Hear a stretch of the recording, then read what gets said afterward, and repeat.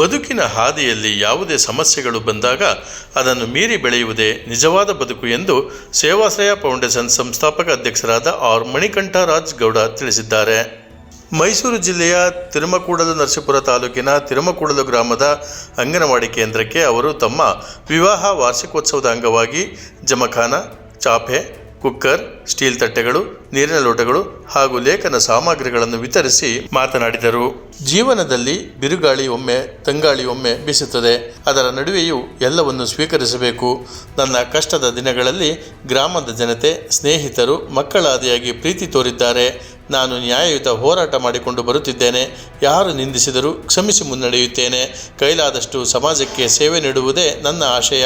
ಈ ಅಂಗನವಾಡಿ ಕೇಂದ್ರಕ್ಕೆ ಅಗತ್ಯವಿರುವ ಸೌಲಭ್ಯಗಳನ್ನು ದೊರಕಿಸಲು ಜನತೆಯ ಜತೆ ಸಹಕಾರ ನೀಡುವುದಾಗಿ ತಿಳಿಸಿದರು.